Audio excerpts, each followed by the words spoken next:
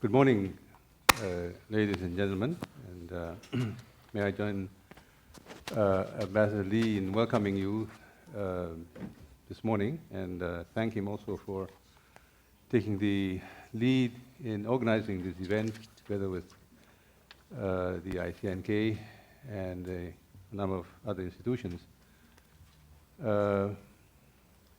And by way of congratulating the Yonsei Graduate School, also congratulate the UN Seoul office in its first anniversary.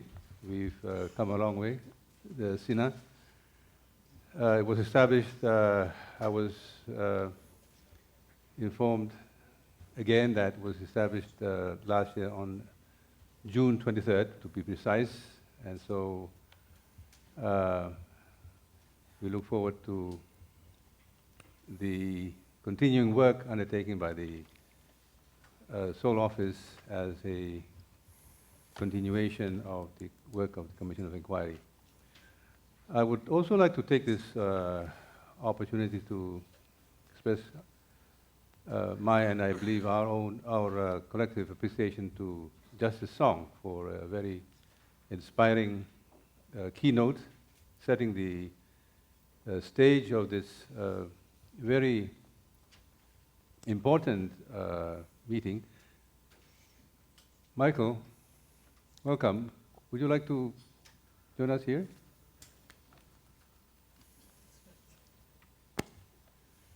Justice Kirby, former chair of the Commission of Inquiry. I think he just arrived this morning. 예, 박수 부탁드립니다. 마이클 커비 COI 위원장님이십니다.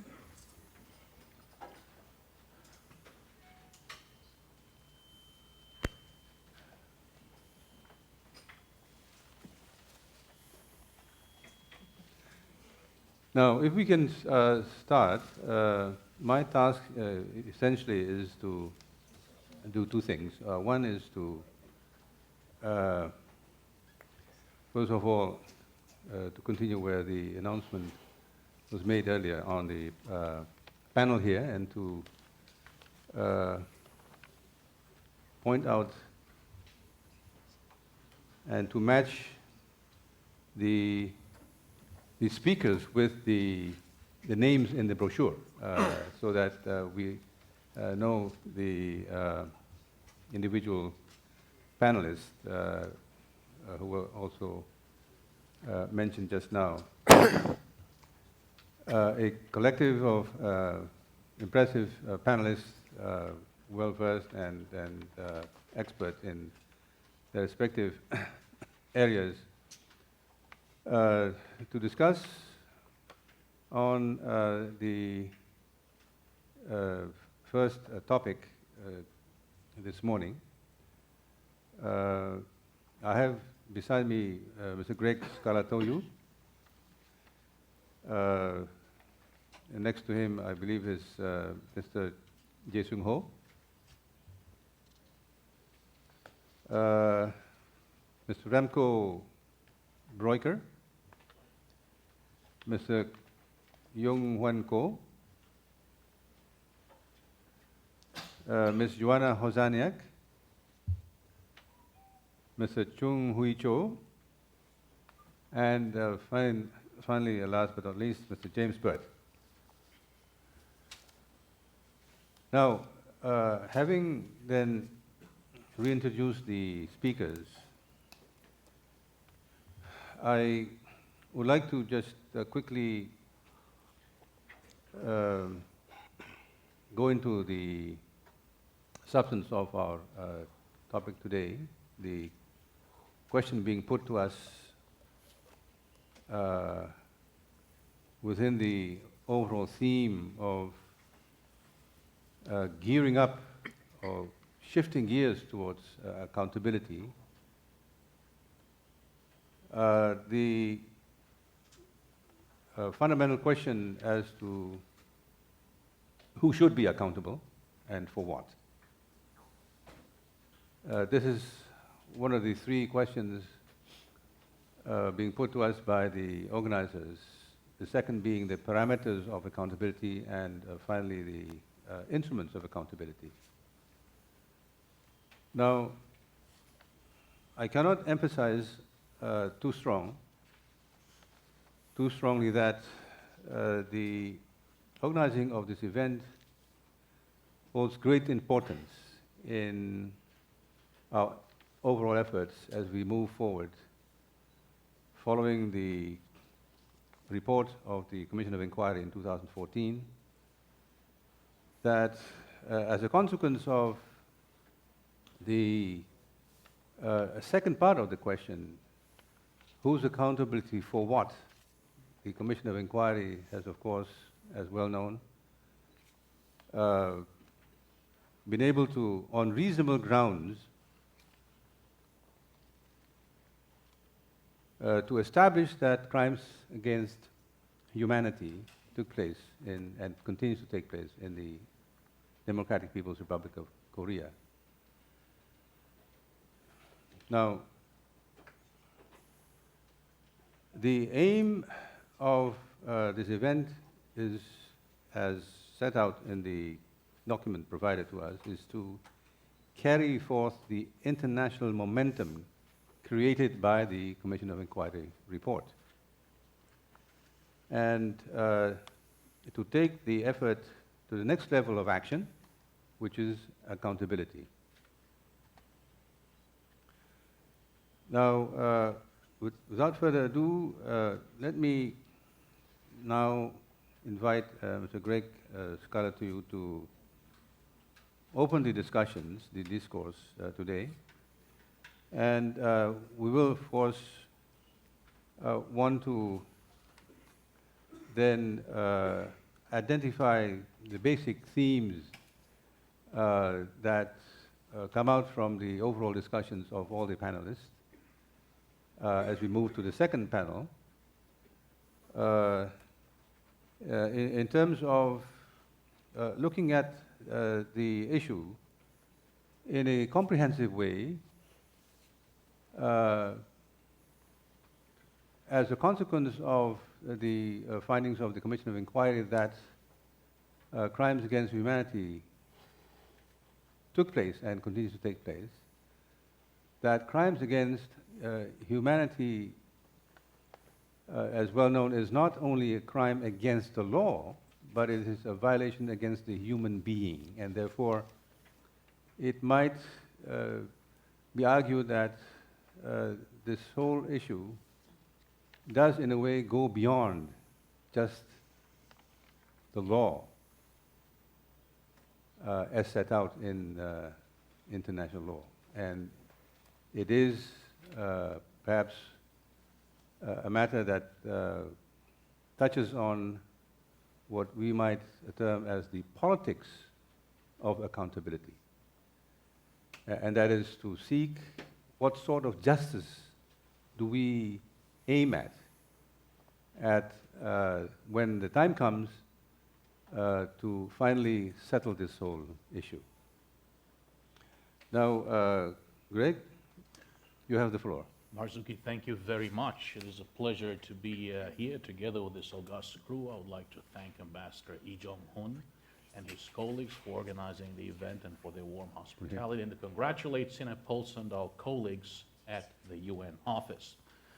I think that one of the points raised by Ambassador Lee Jong-hun in his introductory remarks is essential. We need a large-scale campaign, a grassroots campaign focused on the crimes against humanity being committed in North Korea, focused on this issue of accountability. There are many wonderful organizations represented here today, but I believe that few, if any of us, have the capacity to implement that large-scale North Korean human rights campaign. We haven't seen it yet. In order to maintain momentum, it is very important to remember what we are dealing with. After the UN COI report, the world has come to the realization that North Korea is not a bizarre remnant of the Cold War, but it is a regime that commits systematic, widespread crimes against humanity, pursuant to policies established at the highest level of the state. There is nothing wrong with that, of course, but last week in Washington, D.C., we had an exhibition on North Korean art and socialist realism. That's perfectly fine, but I think that misses the point. The point, and we must stay very focused on that, is that we are dealing with a regime that's committing crimes against humanity. This is not about cultural misunderstandings. It's about very, very serious issues that we're addressing. Now, going to the issue of accountability, of course, it's always very tempting to target the very leader at the top, Kim Jong-un, as the ultimate culprit. Now, of course, there might be jurisdiction to prescribe and adjudicate at some stage. Of course, it will be harder to have jurisdiction to enforce, short of dramatic changes in North Korea. But I think that in addition to the leader, it's very important to remember that we understand much better today than we did 5 or 10 years ago North Korea's mechanism of human rights denial. This regime has maintained itself in power, has survived communism elsewhere in the world, and moreover has accomplished 2 hereditary transmissions of power through international deception and diplomatic deception, through aggression, through military provocations, and through the implementation of a policy of human rights denial at home. We are beginning to understand that mechanism. We know that the Organization and Guidance Department of the Korean Workers' Party is the one agency that is responsible for generating, transmitting, and implementing North Korea's policy of human rights denial. We know that the internal security agencies are in charge of committing those egregious human rights violations and crimes against humanity all the way down the chain of command. We know those agencies, we know the hierarchy within those agencies, and we even have many lists of names of officials who are still there, who have been holding positions at these agencies.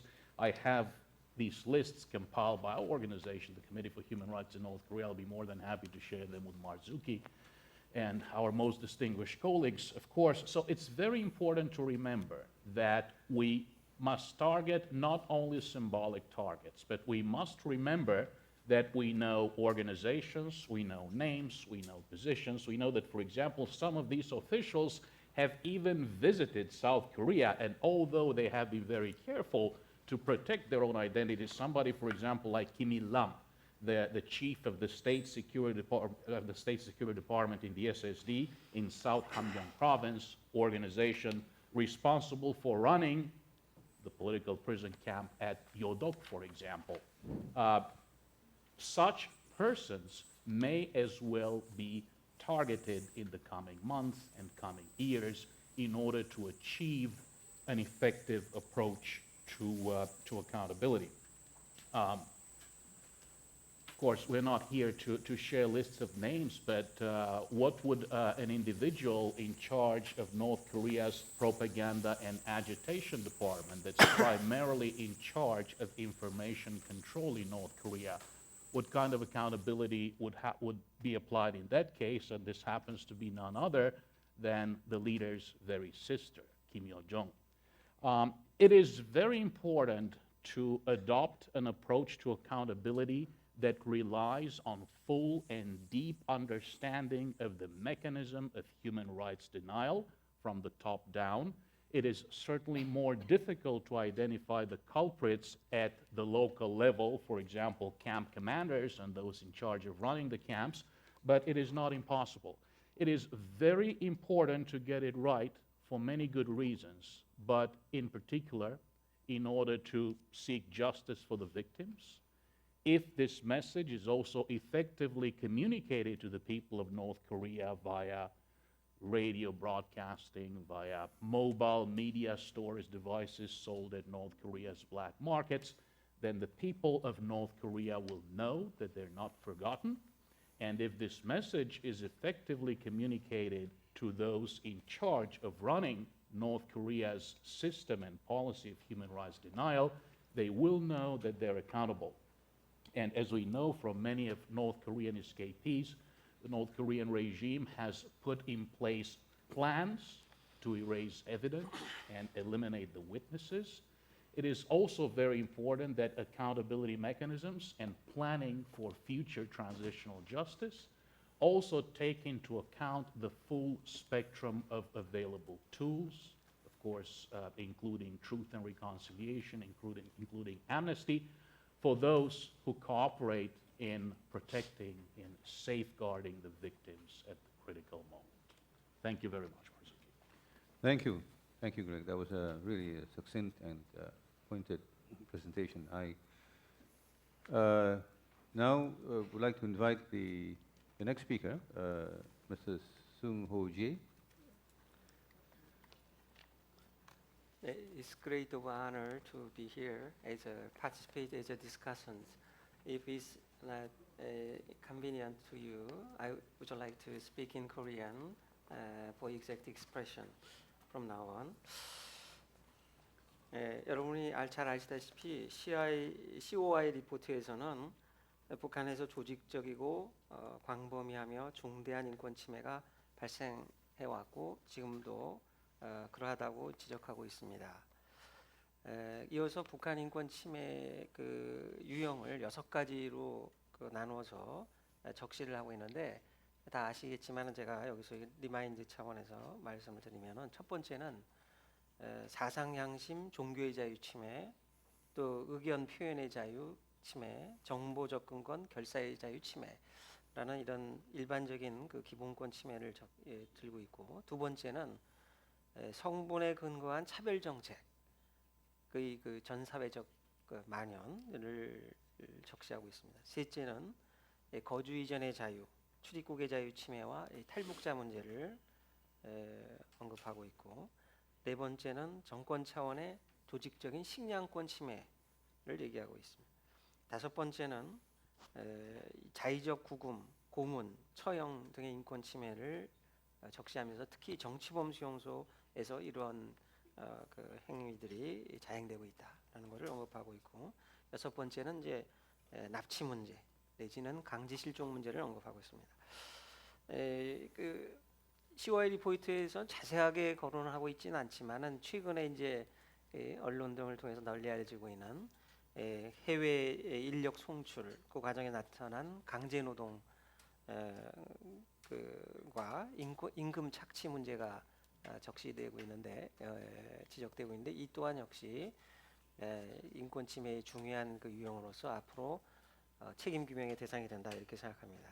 아무튼 이 6가지의 그 인권 침해를 적시하면서 거론하면서 COI는 이것은 전반적으로 crime against humanity, 반인도 범죄에 해당된다. 그래서 이에 관해서 앞으로 후속적인 물론 이 반인도 범죄는 ICC 규정에 국제형사재판소 규정에 명시된 4대 핵심 국제범죄의 하나고 또 가장 중요한 범죄다 이렇게 생각이 됩니다. 그런데 이제 COI 리포트는 뭐 많은 사람들의 탈북자들의 면담 조사 결과로 이게 작성이 되는데 앞으로 이걸 책임 규명의 단계까지 이르기 위해서는 보다 더 정교하고 치밀한 어떤 증거의 확보 문제가 가장 이제 그 선차적인 중요한 과제로 떠오르게 된다고 생각합니다. 아까 제가 6개 내지 7개의 그 인권 침해를 거론했는데 여기에 우선순위를 매길 수는 없고 똑같이 중요하고 똑같이 책임 규명을 위해서 노력을 해야 된다고 생각하는데 아무래도 이 증거 확보가 상대적으로 양호하고 또 가능한 것부터 우리가 책임 규명을 하는 것이 자연스러운 일이다 이렇게 생각이 되고요. 그럼에도 불구하고 저는 북한 내에서 정치범 수용소가 모든 유형의 인권 침해가 종합적으로 동시다발적으로 이루어지는 하나의 그 세트장, 종합 세트장에 해당된다고 생각하기 때문에 정치범 수용소에서의 인권 침해는 아주 그 중요한 성과 비중을 갖고 접근하고 또 책임 규명을 위한 노력을 해나가야 되지 않겠나 하는 그런 생각을 갖고 있습니다. 앞으로 다음 세션에서 얘기가 되겠지만은 역시 책임규명에 있어서는 아까도 언급이 했지만은 피해자 증인의 진술 확보라든가 사진, 동영상 자료, 또 경우에 따라서 위성 자료 등 이렇게 증거 확보가 매우 중요하다. 특히 저는 이제 COI 리포트에서 6개의 인권 침해를 얘기하면서 식량권의 침해.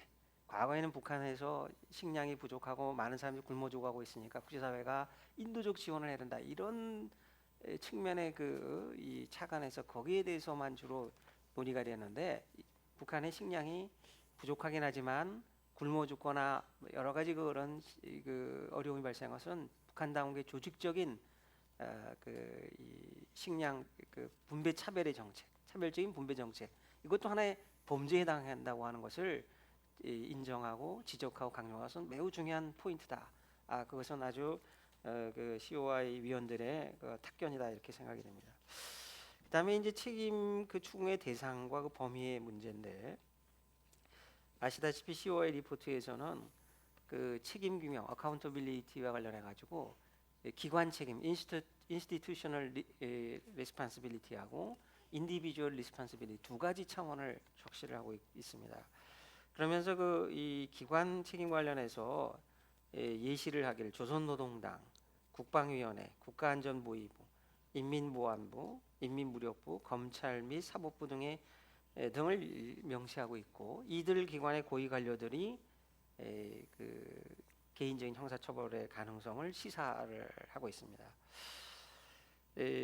저는 이 기관 책임과 관련해서는 물론 법적 책임이 필요하고 그 기관의 고위 관료나 책임자들은 형사 책임도 해야 되겠지만은 유엔에서 또 이 책임 규명을 노력을 하기 때문에 저는 아까 보도하고 광범위한 차원에서 정치적 역사적인 책임도 중요하다고 생각합니다. 그래서 기관 책임을 추구하는 과정에서는 역사적인 진실 규명을 통해서 총체적으로 인권 침해가 이루어진 그 메커니즘이라든가 구조라든가 또 인권 침해 양식 같은 거를 정리를 하고 이것들을 또 리포트를 내고 세계 시민에게 교육 홍보해서 역사의 교훈으로 삼는 것, 또 인류가 되풀이하지 않도록 하는 것이 중요하다. 그리고 마치 이 기관의 경우에는 앞으로 국가안전보위부라든가 정치보험 수용소 같은 거를 해체를 해야 되고 그 기관 책임자들을 역사적으로 다 나열을 하면서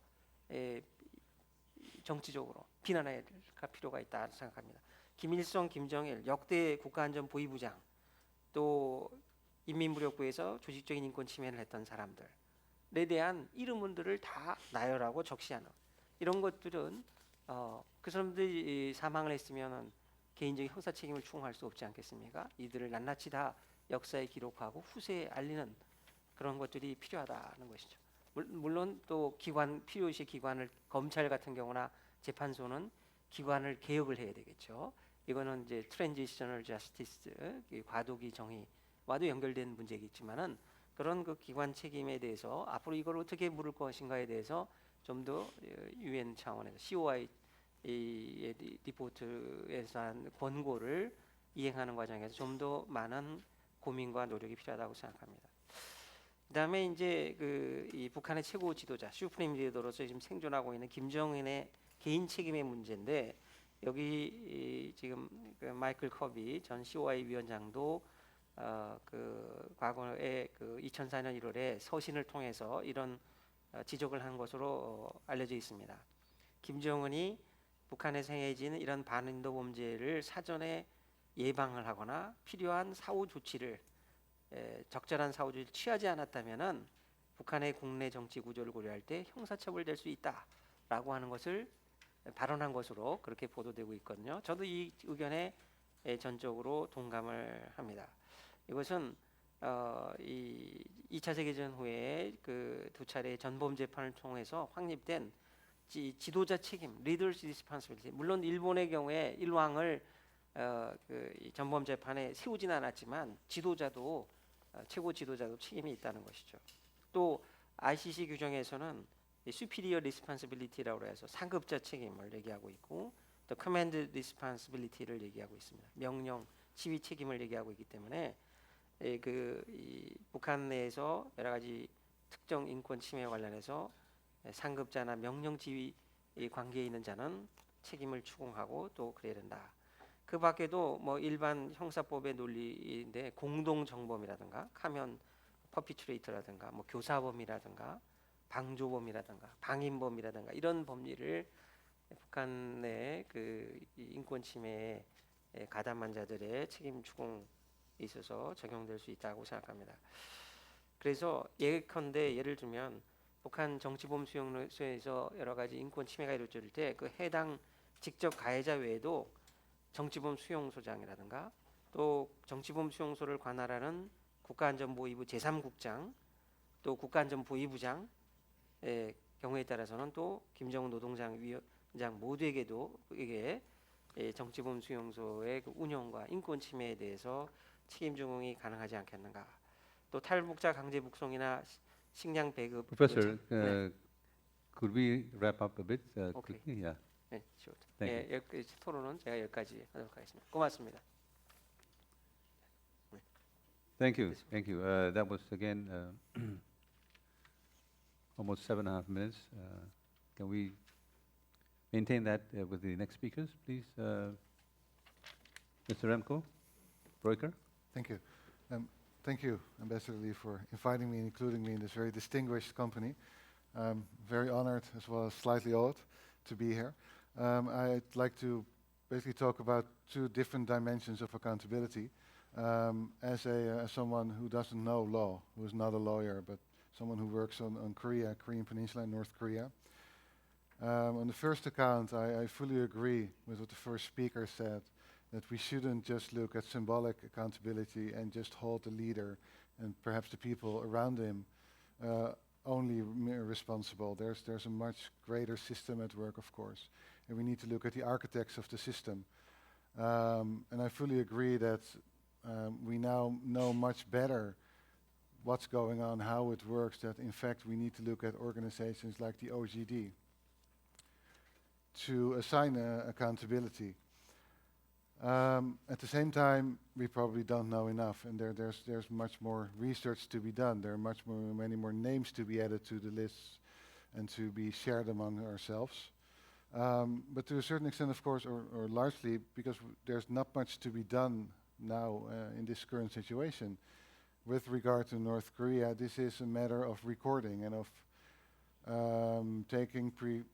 taking measures and making preparations for when things do change. I'm not sure I've given this as much thought as I could, where to draw the line between architects and those who execute the orders of the people who design and maintain the system. Where does accountability stop? When do people have no other choice than to obey? This is ideally something I think that should be left to North Koreans to decide.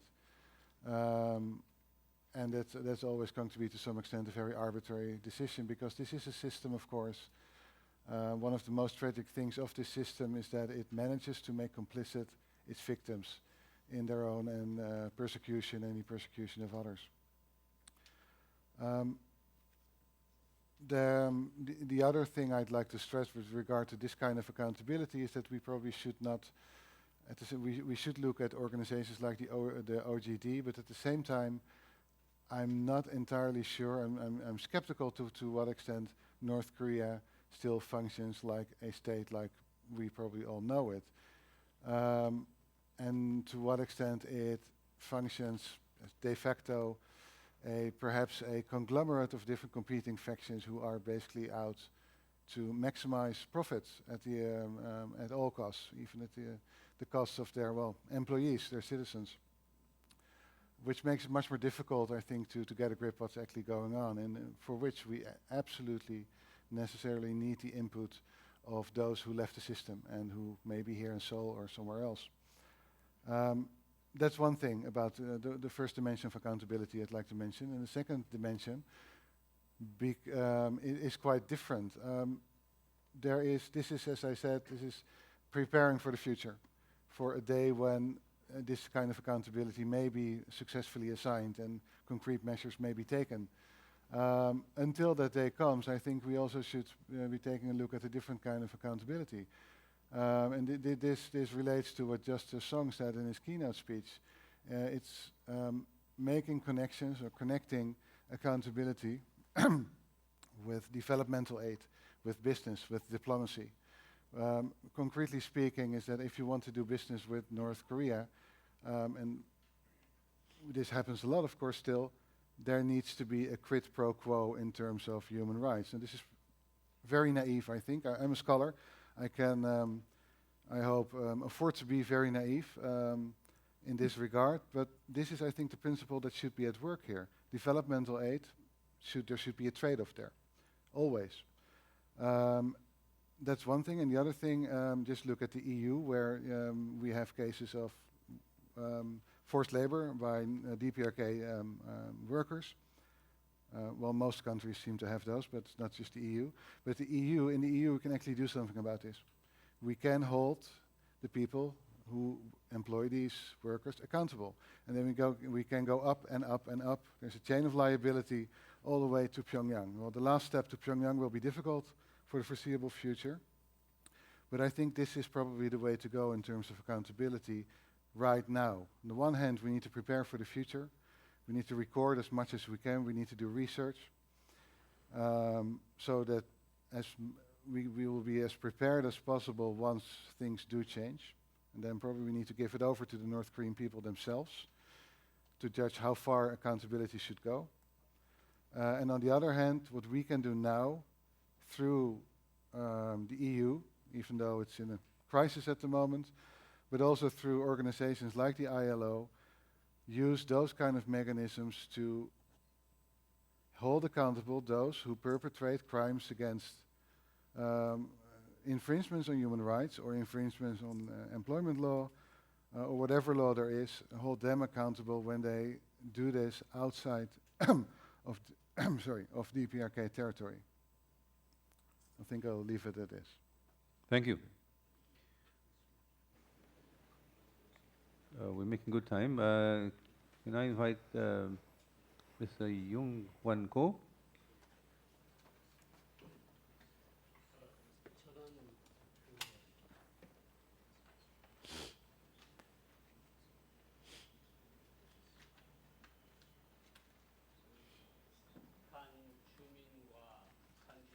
인권을 생각하는 세계의 양심, 한국의 양심이 바로 이 자리에 모여 있고 바로 이런 자리에서 이야기를 하게 된 데 대해서 무한한 영광으로 생각을 하고요.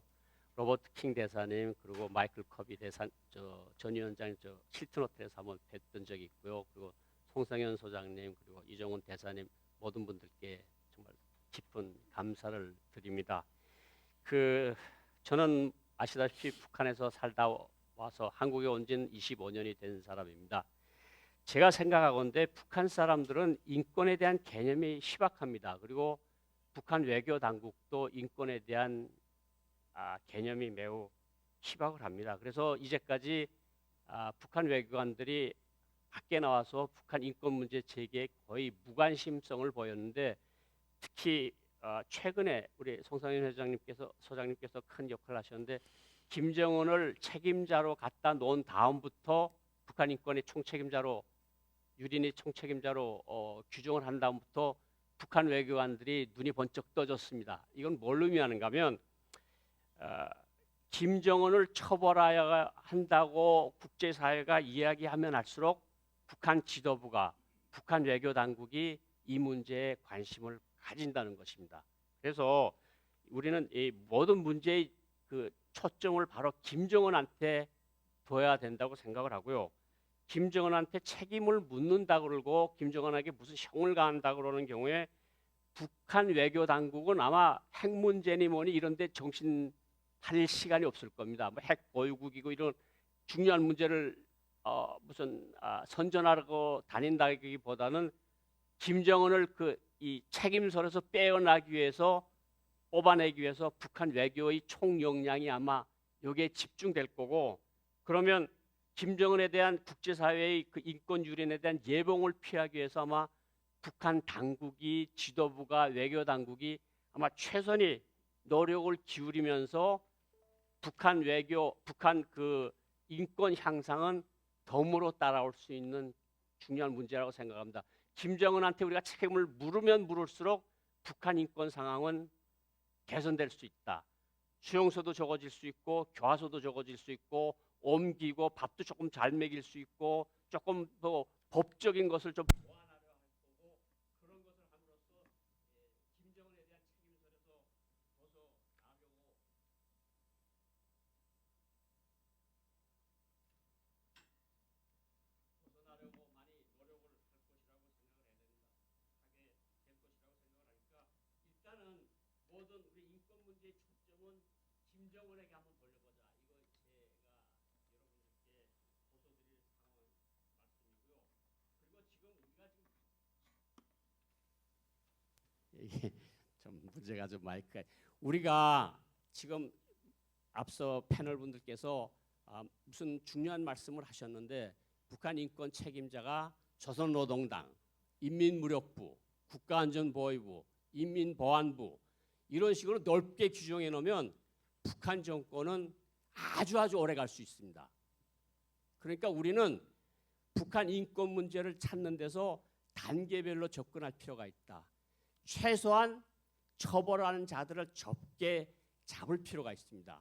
그러니까 조선노동당이라고 잡으면 북한을 쥐고 흔드는 조선노동당을 다 책임자로 규정을 해버리면 북한은 김정은 주변에 더 결속을 해서 오래오래 가면서 인권 문제는 더 악화될 것이고 그러니까 조선노동당이라고 하는 것보다도 조선노동당 조직지도부 당생활 부분 사람들을 실제로 평가하고 수용소에 보내는 요 부분 사람들 그리고 인민무력부라고 하면 인민무력부에 군인들도 있고 다 그런데 인민무력부 전체로 하면 우리가 100몇만 명을 110만 명을 우리 적으로 만들 겁니까?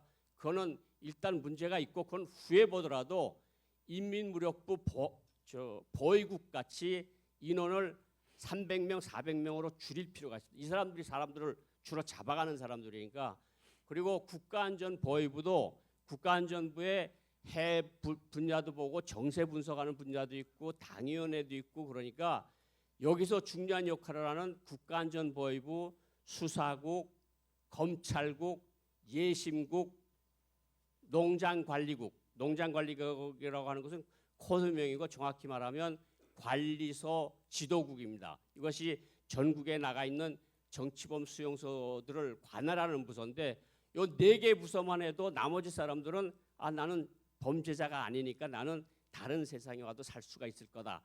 이런 식으로 해서 이것을 분할할 필요가 있고 인민보안부도 지금 북한의 인민보안부가 몇 만인 줄 아십니까? 거의 25만 명이 됩니다. 25만 명을 우리가 범죄자로 만들 겁니까? 인민보안부에서도 실제로 교화소를 운영하는 것은 인민보안부 제4국입니다. 4국이 교화국입니다. 요 하나만 잡아놔도 벌써 500명 정도를 잡아놓고 그 밑에 있는 교화소 실질적인 관리자 책임자들만 해놓으면 전반적으로 볼 때 뭐 2만 명이 될지 1만 명이 될지 모르지만 이 사람들 대 북한 나머지 당정군 엘리트를 서로 대결을 하게 만드는 것이 중요하지 않겠냐 이런 생각을 합니다. 지금 저희들이 아까 다시 반복해서 말씀을 드리지만 조선노동당, 조선인민군, 국가안전보위부, 인민보안부 그럼 북한 당정군 엘리트 전체를 우리가 적으로 만든다 그러면 우리는 북한 인권 문제를 개선하는 데서 한 발자국도 나갈 수가 없을 겁니다. 그러니까 전략적으로 접근을 하되 단계별로 접근을 하고 가장 직접적인 책임을 자들만 골라서 그 사람들을 명단에 올리고 죄목을 기록을 하고 이런 식으로 하면 좋을 것이라는 제 의견을 말씀드리고 이제 어떤 범죄를 씌우겠느냐는 뭐 어떤 범죄를 묻을 것이냐는 거에 대해서 잠깐만 말씀드리면 반인도적 범죄, 반인륜적 범죄, 인민학살죄, 인민재산 강탈죄 이 4개만 해도 여기다 이제 연자죄까지만 5가지만 뽑아놔도 북한의 핵심 죄목입니다. 뭐 거주 이전, 직업 이전 이런 것들은 물론 범죄이긴 하지만 사람들한테 그렇게 고달픈 건 아닌데 사람들을 실제로 잡고 재산을 빼들어가고 처형을 하는 이런 범죄들만 해도 사실 미국 법으로 하면 아마 1000년 범죄는 감옥에 갖다 놓을 수 있지 않나 이런 생각을 합니다. 이상입니다. Thank you. Thank you, Mr. Ko. May I invite the next speaker, Ms. Joanna Huzania? Thank you, Marzuki. Good morning. Thank you, Ambassador Lee, for invitation and for organizing this important meeting. And thank you and congratulations to Sinye, Tariq, you, and Yoonggyo for the fantastic work at the UN office in Seoul for over a year. And of course, let's not forget about the persons, extraordinary people who brought us here, Justice Kirby, Sonia Biserko, and of course you, Marzuki. Thank you very much. Marzuki mentioned that the Commission of Inquiry laid out the basis. We know the types of atrocities that have been conducted in North Korea. What we are now facing is the step forward, how we link it in practice, how we assign this accountability to certain institutions and personnel. And I would like to also refer to what Greg mentioned. The biggest challenge when we look at the other countries is to always find a link between the security, communist security apparatus and Korea's Workers' Party, and how this system operates and on what kind of laws and regulations down to the local level, and how to assign a responsibility to them, in fact. Because you have to understand that they are very well protected in that sense. And I think in order to do that, we would have to look very much at the system, broader system of communist security apparatus in other countries, for example, Central Europe, where these documents are now being revealed, and they allow for understanding of how this system is in operation or has been operating for such a long time. And we do not know yet enough. It's been only 20 years since many of the documents have been revealed, and many of them have been, of course, destroyed. But what is interesting is that even in those countries that tried to implement certain transitional justice, in fact, it is very difficult, even now. And this is because the Ministry of Security, however you call it, this is the same matrix that has been implemented across these countries based on the Soviet matrix. And this is untouchable island in each of these countries. And in fact, the Ministry of Security divided into some normal intelligence operations. They are completely separate from the secret police, political police operations. And what is interesting is that they operate based on the separate regulations, laws, that do not normally, we cannot see them in any other form. So this, we cannot look here at normal regulations, at normal laws operating in the country. They have their own. And that's why I think looking into the operation of this system in other countries, the communist security apparatus, and by communist, I do not refer here to the ideology, because ideology was changing. Very often it was just a facade. Like in the 70s and 80s, these systems, in fact, implemented some form of capitalism even, and so is North Korea after black markets. So this is not referring to the ideology, but to the form of repression, the same form of repression that existed in each of these countries. And the Ministry of Security in each of these countries was in charge of being really a sword and the shield of the Communist Party or Workers' Party. And this is the most important for us to understand, that they are the socio-political or economic system in each country can be changing. This system will survive until the end as long as there is a need to protect the party. And in that sense, studying some laws and regulations have little effect on understanding how they operate. And the challenge that we are now facing, I think, is that we do not have enough documentation. We know the system, but we do not have enough documentation on the regulations, on the laws of how they operate. And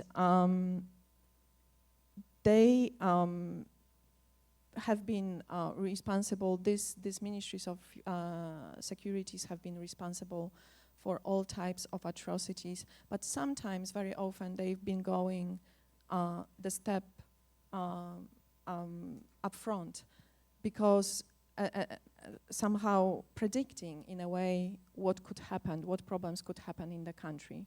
So very often the regulations have been made only after. So when we look into the archives in many countries, we realize that they've been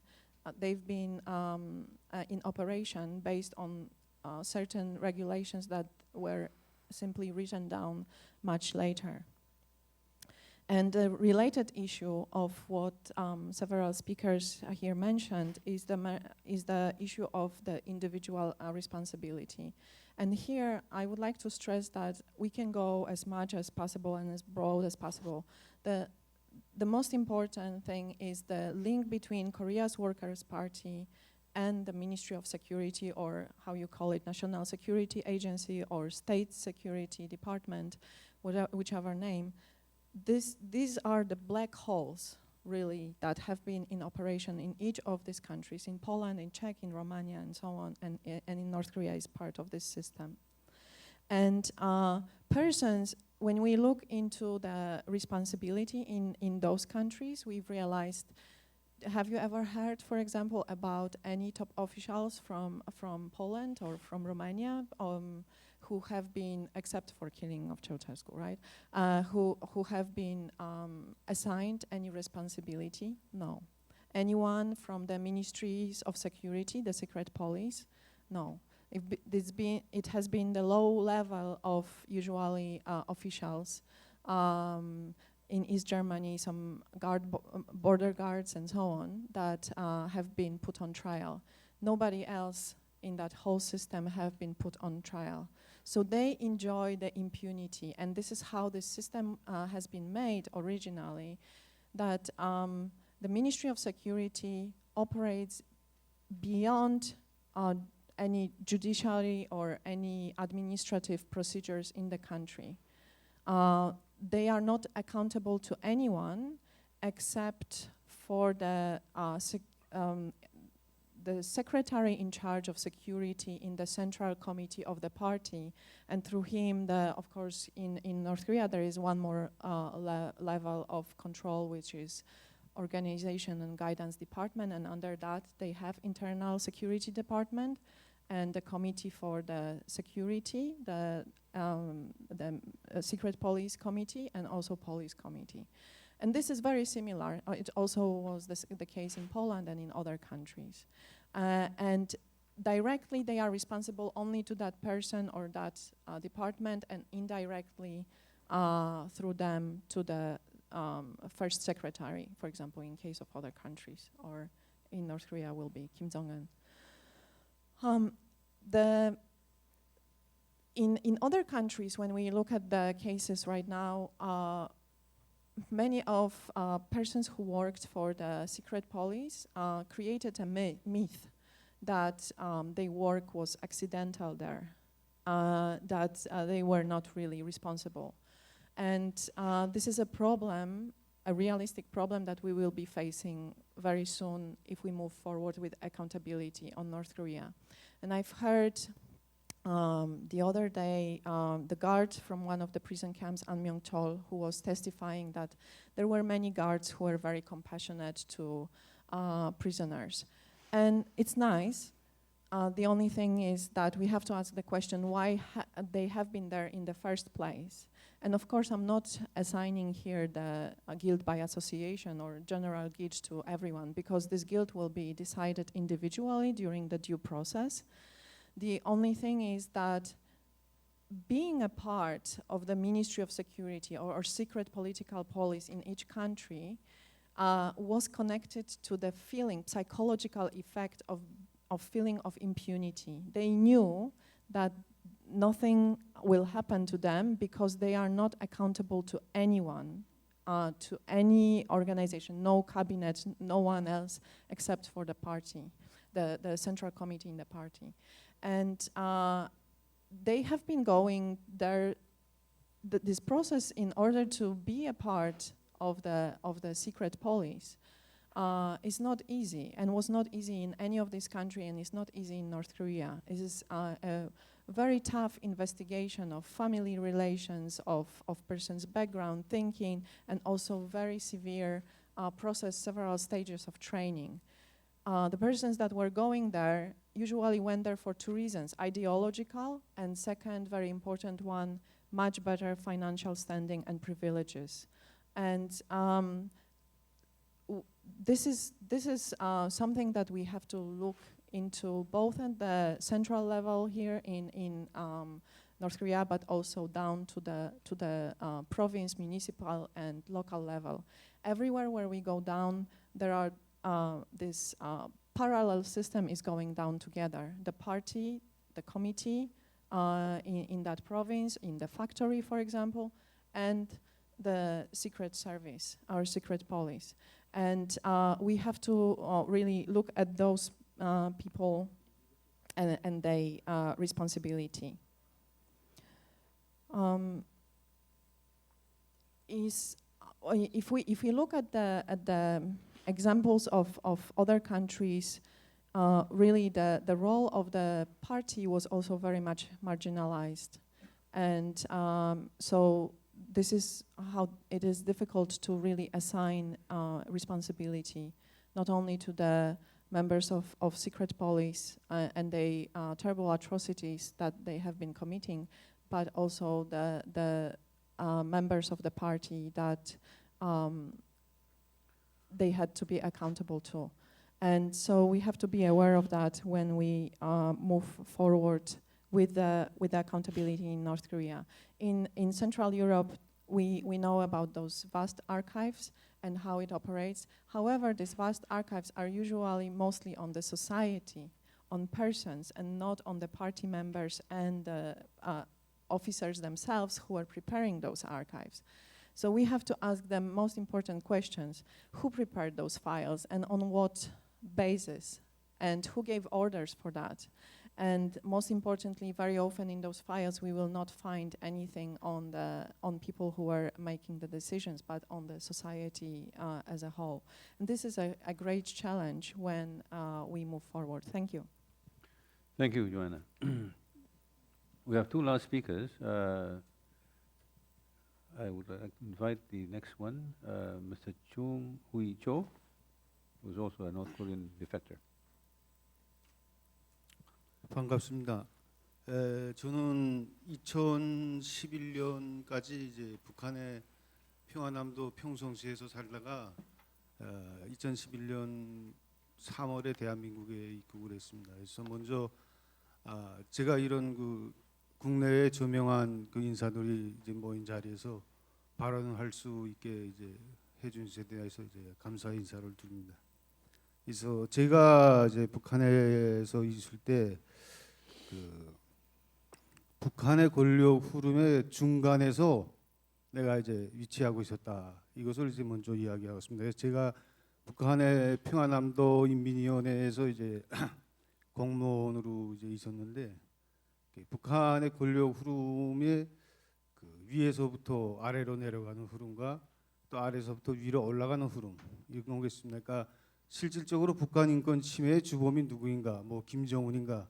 뭐 조선노동당의 어떠한 그 책임자들인가 하는 그 문제도 이제 굉장히 중요하지만 이런 그 인권 침해가 이루어지는 과정 또 이런 흐름이 이제 어떻게 진행되는가 하는 데 대해서 이 흐름에 참여하는 사람들이 과연 어떤 사람들인가 이걸 이제 제가 오늘 이 자리에서 간단히 이야기하려고 합니다. 그래서 제가 이제 개인적으로 생각하는 것은 이제 북한에서의 권력의 흐름은 위에서부터 아래로의 흐름과 아래에서부터 위로 올라가는 이런 이제 흐름이 있습니다. 그러니까 예를 들어서 이제 최고 지도자가 결심을 하고 싶은 일을 하는 데 대해서 말씀이나 지시로 이제 아래로 하다라는 이런 방침 전달 과정이 있고요.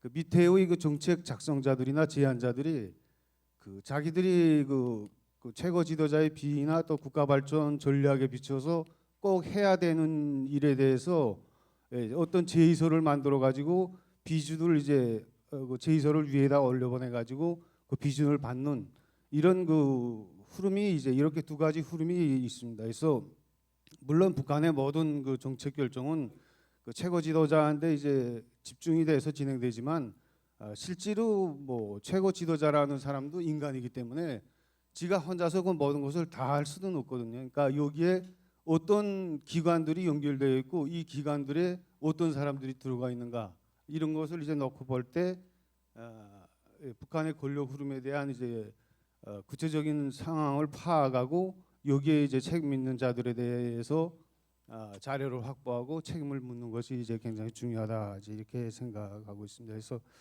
북한의 그 실질적인 그 정책 결정 과정과 집행의 특징이 이제 저 앞에서도 다 이제 말씀하셨지만 김정은의 그러니까 최고 지도자의 명령과 이제 지시 형태로 이제 당과 국가 기구들에 내려지는 이런 건 이제 뭐 무조건성, 뭐 절대성의 원칙으로 이제 집행이 되게 되어 있고요. 그 다음에 이제 또 그 각 이제 기관들 이제 앞서 이야기하신 그 분들이 기관들 연결이 있는데 당 기관, 뭐 보위 기관, 사법 검찰 기관의 횡적인 이런 연계는 이제 거의 북한에서는 금지되어 있습니다. 그래서 오직 이제 중앙과 그 수직으로만 연결되게 되어 있기 때문에 서로 이제 그 자기 그 기관에서 이루어지는 일들이 그 다른 기관에서는 이제 알지 못하도록 이렇게 이제 되어 있습니다. 그래서 여기 그렇다면 뭐 이런 권력의 흐름이 진행되는데 여기에 어떤 기관들이 이제 속하는가 뭐 이제 앞에서 다 이제 알고 계시고 뭐 다 이제 말씀들 했기 때문에 이제 간단히 이야기하면 뭐 노동당 정치국 뭐 그다음에 당중앙위원회 위원 뭐 정무국 23개 전문부서 부장 일부 부장들 그다음에 13개 시 도당 책임비서 뭐 조직비서까지 제가 생각하는 건 거의 200여 개의 시군당 책임비서와 조직비서 그러니까 이제 당의 안전위원회라는 게 있어가지고 어떤 사람을 처벌할 때는 안전위원회에서 결정을 합니다. 이 사람을 죽이겠는가 살리겠는가.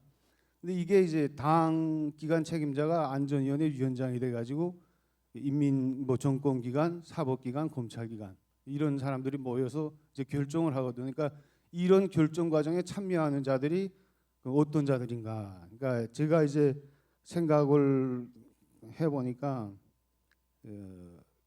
북한의 이제 이게 권력 실세라고 할 수 있는데 이 사람들은 김씨 일가의 그 입맛에 부합되게 철저하게 이제 경력 관리를 통해서 검증되고 양성된 사람들이고 배경 자체가 이제 뭐 빨치산의 친인척, 그다음에 뭐 김정은이 김씨 일가의 친인척이거나 그들이 2세, 3세들, 그다음에 6.25 동남과 전후 사회주의 건설식에 충성한 자들과 그들이 2세, 3세들로서 만경대 학원, 뭐 김일성 종합대학, 그다음에 뭐 이전 소련 등 그 해외 유학과 북한의 유명한 이제 학교들에서 엘리트 교육을 받은 이런 사람들이 대부분을 이루고 있습니다. 여기에 끼어들지 못하면 그 90년대 그 북한에서 유명한 그 사건들인 그 순천의 돌두령 사건이라든지 그 평안도 문덕군의 문덕군 영림리 관리원장 이당 비서를 이제 공개 처형한 사건들, 그 다음에 뭐 전력공업성 부상 공개 처형한 이런 사건들, 이런 사람들처럼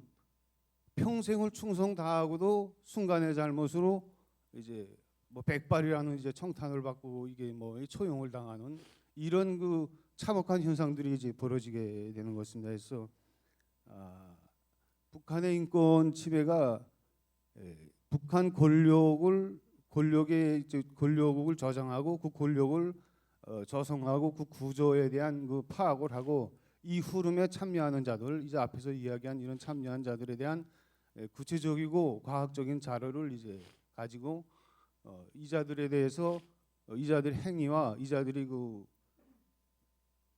자기들이 이런 자료, 이자들의 행위에 대한 자료를 우리가 구체적으로 수집해서 이들을 세계적인, 그러니까 국제적인 그러니까 인권 심판에 이제 심판대에 올라야 된다고 이제 하는 게 이제 저희 주장입니다. 감사합니다. Thank you. Thank you, Mr. Shaw. Finally, last speaker, Mr. James Burt. Thank you. Firstly, I'd like to thank Ambassador Lee for inviting me to this very important conference, allowing me to escape London and the chaos of Brexit as well, so thank you.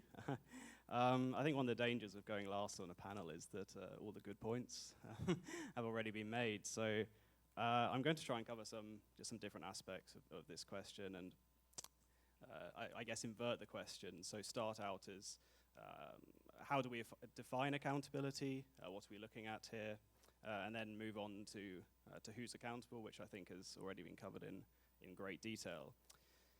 So I think the bar has already been set at crimes against humanity in the Commission of Inquiry. That was obviously set. I think the systematic attacks on the North Korean population dictate that crimes against humanity is now the benchmark for accountability in North Korea.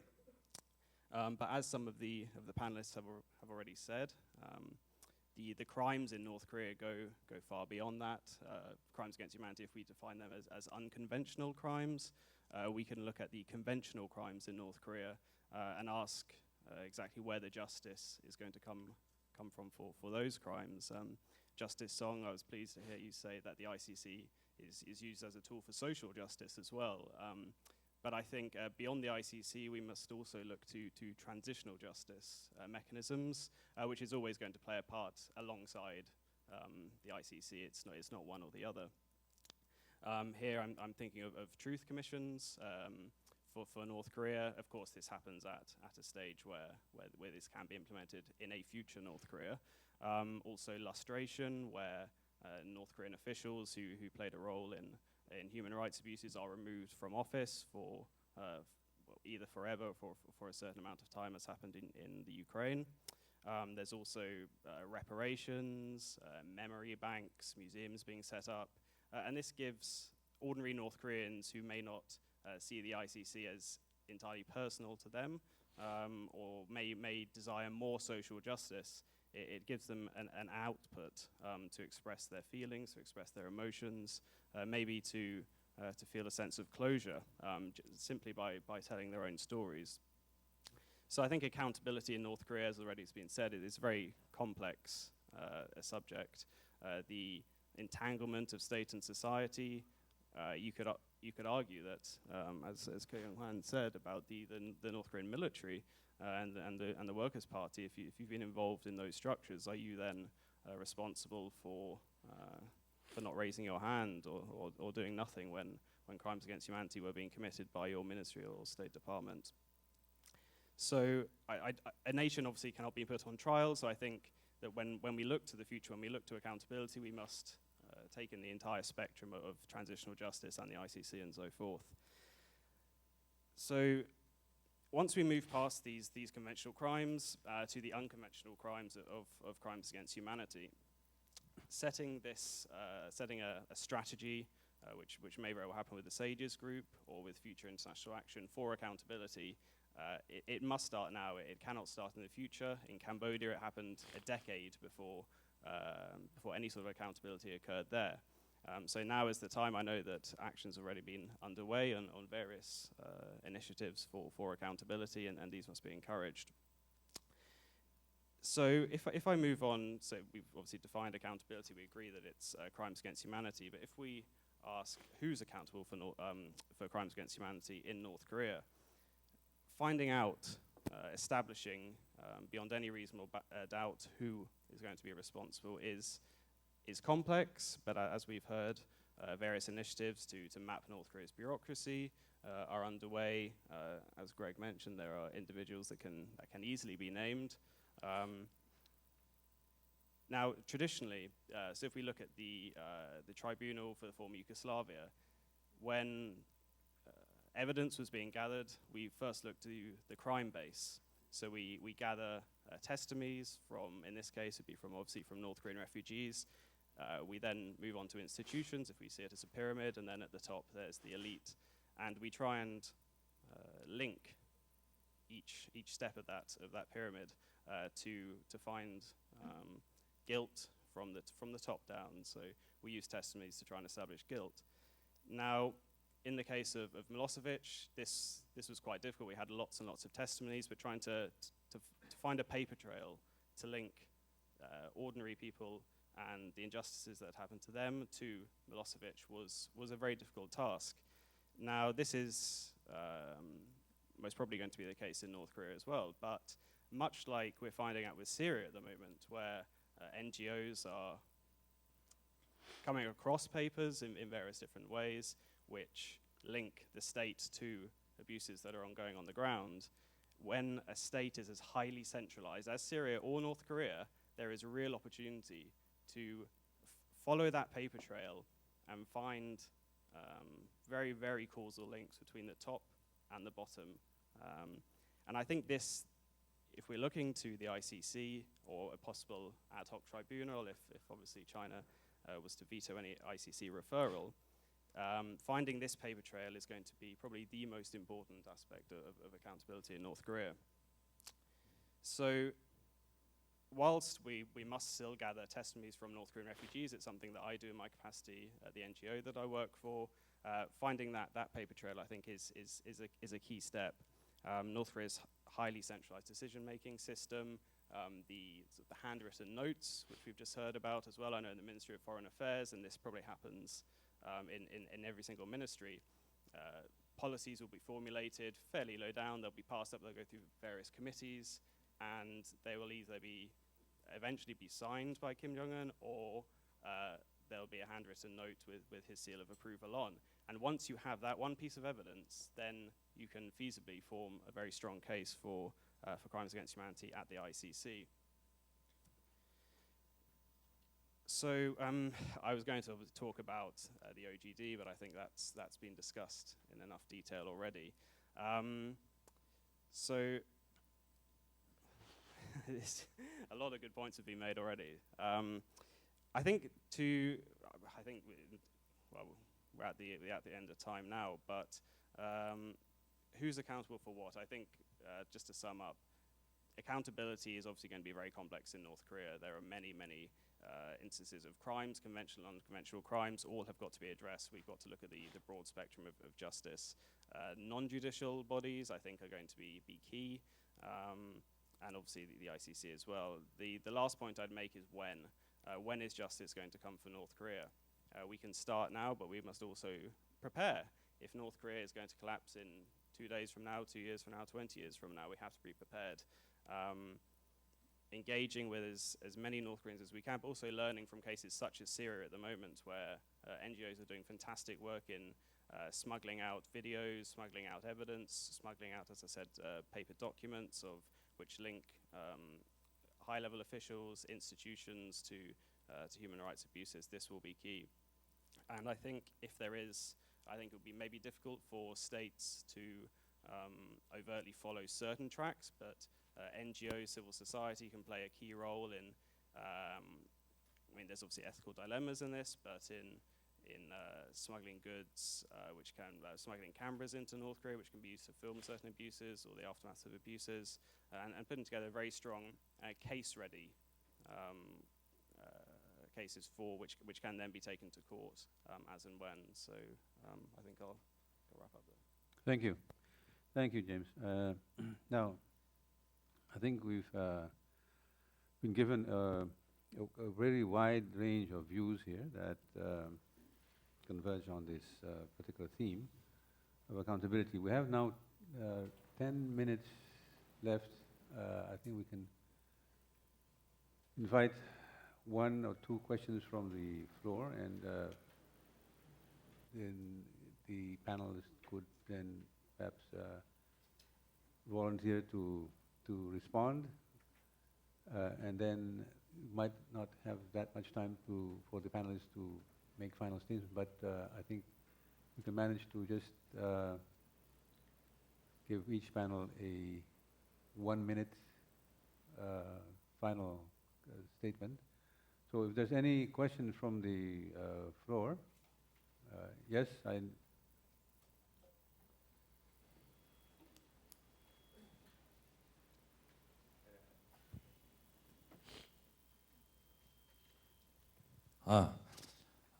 여러분들 그 발표 잘 들었습니다. 저는 전임 세종연구소장 송대성입니다. 질문을 하나 드리면은 우리가 북한에서 오신 탈북민 두 분을 모셨는데 방금 어떻게 그 북한 인권 범죄에 대해서 책임을 물을 것이냐 하는 문제를 두고 두 분의 견해가 우리가 들은 바와 같이 좀 틀립니다. 한 분 우리 고영한 선생님은 시스템이라든가 이 오거나이제이션을 갖다가 너무 넓게 이렇게 잡아놓으면은 그다음에 인물도 너무 많이 잡아놓으면은 포커스가 맞춰지지 않기 때문에 전략상 이게 no responsibility 어떤 책임을 따질 수가 없다 하는 주장을 하시고 그다음에 우리 조충희 선생님은 막 여러 가지 이제 뚜벅이라든가 막 이런 걸 갖다가 종합적으로 좀 해야 된다 이러는데 사실 이 문제가 굉장히 저는 중요하다고 봐요. 우리 그 사회를 맡고 계시는 마주키 선생님은 이런 문제를 굉장히 고심을 하고 신경도 많이 썼는데 이 문제에 대해서 사회 보는 분한테 제가 여쭐 질문인지는 모르겠지만은 어느 전략이 좋은지 한번 제가 질문을 드려봅니다. 이사입니다.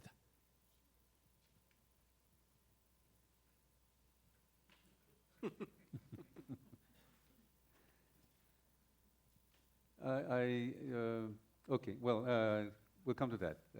Perhaps any other questions? Yes, from the back. Please, yes.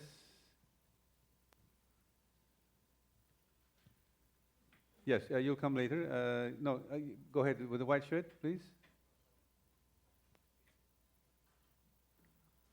네, 감사합니다. 그 조충희 선생님께 여쭙겠습니다. 안전위원회 언급을 하셨는데요. 안전위원회의 역할, 규모, 조직의 어떤 배치가 어떻게 되어 있는지 알고 계신 대로 좀 부탁드립니다.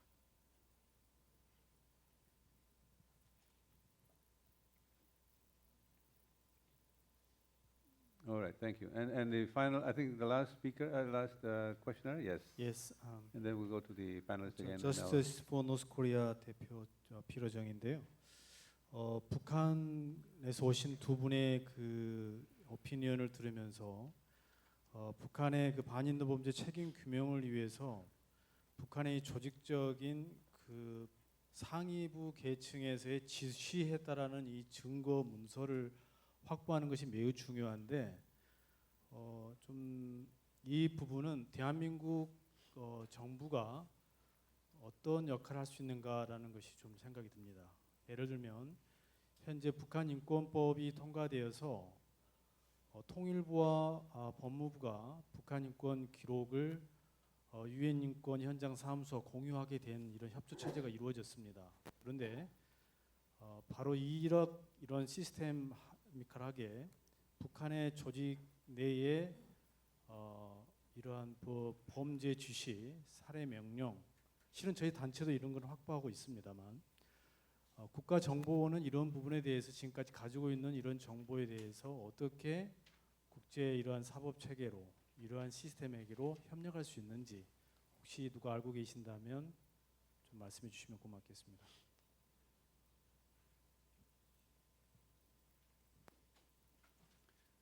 All right, now, in the interest of gender balance, I'll have just one lady, please, and then we'll wrap up and ask the panelists to respond.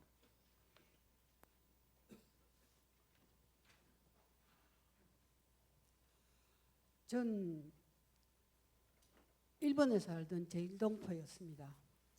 1959년부터 시작된 북송 사업에 의해서 북한으로 갔다가 43년을 살고 탈북해온 지 한 12년 정도 됩니다. 그래 살아서 일본으로 돌아올 수 있으려고 생각 못했던 저가 살아서 돌아왔기 때문에 살아서 돌아온 자로서 해야 될 임무가 있다고 생각하고 오늘까지 일본에서부터 북한으로 보내진 사람들에 대한 인권 회복을 위한 활동을 하고 있습니다. 그런데 제가 지금 좀 느끼는 것은 유엔가 현재 진행 중인 범죄에 대한 적극적인 아타크가 필요하지 않는가. 저는 작년 1월 15일에 12명의 탈북자들과 함께 일본 변호사위원회에다가 인권구제 신청서라는 걸 제출했습니다. 그래서 그것이 정당하다는 것이 인정돼서 일본 변호사위원회에서 변호사단을 꾸며서 지금 그것을 책임지고 하기 위한 활동을 하고 있습니다만 이 문제를 유엔과 좀 설선해서 조직해 주셨으면 합니다. 북한의 민주화를 가져오자면 적극적인 공세가 필요하다고 생각합니다. 그런데 지금 논의되는 것처럼 전반적인 문제를 가지고는 좀 북한이라는 아성을 무너뜨리기가 힘들 것입니다. 한 개씩 내가 지금 하고 있는 것처럼 일본에서 북한으로 간 사람들의 인권 회복 문제 왜 그런가?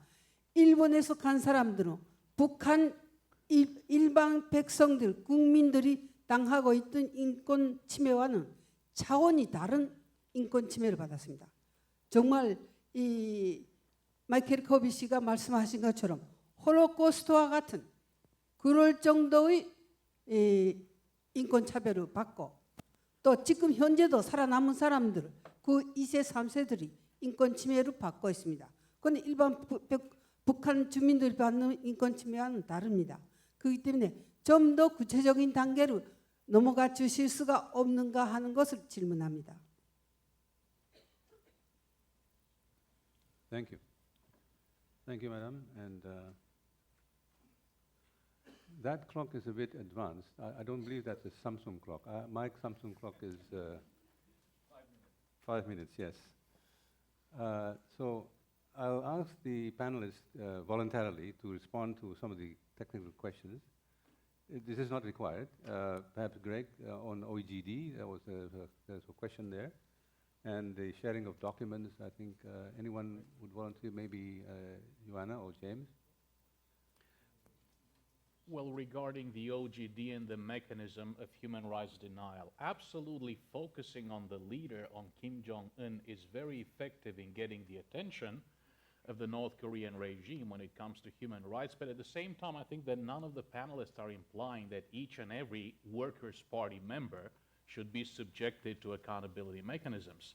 Speaking of OGD officials, we're really talking about a group of about 1,400 officials, and not all of them are involved necessarily in designing and executing the policy of human rights denial. The panelists have made very important points. For example, the Farms Bureau within the State Security Department, we know that it's been in charge of running all but one of North Korea's political prison camps. The Ministry of Public Security used to be in charge of running one of these camps. So we have a fairly clear idea of how the system works. Joanna raised the precedent of Romania, for example. Romania is one example where everything was focused only on the leader and his wife. Once they were physically eliminated, they took the blame for everything, and the second and third tiers of the Communist Party and other officials, including indeed intelligence officials and the secret police, assumed full control. This is a cancer that grew inside these societies. It's a cancer that's still eating these societies from the inside today, a quarter century after the collapse of communism in Eastern Europe. That is why it's so important to implement adequate transitional justice mechanisms and accountability mechanisms that fully factor in the entire mechanism of human rights denial. Thank you, Gary. Now, anyone else? Otherwise, may I just ask Professor Jay to comment on the comment of the gentleman here? I'll say a few words later on, but I think this is a very important question coming out from the testimonies from the two defectors, whether or not there's this stark contrast between a comprehensive kind of a approach and an approach that pinpoints individual or institutional accountability, which may end up with a bit of a confusion there. So, but Professor Jay, I think you mentioned rightly that that we may need to go beyond the law and look into the political accountability, and that's perhaps is the entry point towards the answer to your question. 네, 저는 개인적으로는 그 책임의 범위를 너무 넓히는 거에 대해서는 약간 좀 유보적인 생각을 갖고 있습니다. 그래서 이 포괄적으로 기관의 책임, 정치 지도자, 시스템, 기관의 책임을 묻고 그 거기에 그 핵심 결정자, 아까 그 정치범 수용소의 경우에 설계자, 기획자, 또 거기 운영의 핵심적인 그 관련을 갖고 있는 자를 중심으로 해서 처벌을 하고, 그다음에 현장에서 인권 침해를 한 사람들의 경우에는 거기에는 뭐 살해를 하든다든가 뭐 여러 가지 고문이라든가 이런 경우에 중대한 그 반인도 문제를 저지른 자는 개인 형사 책임을 물어야 되겠죠. 그리고 거기 일정한 명령 지휘 관계에 있는 사람들은 우리가 그 처벌을 거는 끝까지 추적을 해서 해야 되는데, 아까도 말씀드렸 우리 고영환 선생님이 얘기한 것처럼 북한의 노동당원 전체랄까 또 북한의 군부랄까 이 전체를 마치 그 인권 침해 가해 집단이라고 일괄적으로 매도해서 그들과 뭐 이렇게 적대적인 관계를 한다든가 또 인권 침해 가해자를 처벌하고 책임 규명하는데 비협조적인 그런 사람으로 그룹으로 만드는 것은 현명하지 못하다, 이렇게 생각이 들고요. 그에 관해서는 우리가 책임 규명들을 하다 보면은 하나의 가이드라인이나 뭔가 그 원칙을 우리가 찾아낼 수 있지 않을까. 일단 일반론적으로 그 정도만 말씀을 드리고 싶습니다. 네. Thank you. Now, just to finally wrap up, I did detect some of the main points that were brought out by the speakers, and by way of just mentioning a number of these issues as we go into the next panel, the speakers emphasized that accountability should not, one, be symbolic. It should combat impunity and effect a non-recurrence of the violations. There has to be emphasis on the role of the people in setting up these accountability mechanisms. It cannot be just a one-sided government initiative. It has to be specific. It may require to be focused on the security bodies initially, and we need to tap into the whole range of transitional justice mechanisms. But the most important thing is finally, when do we actually get on with this matter?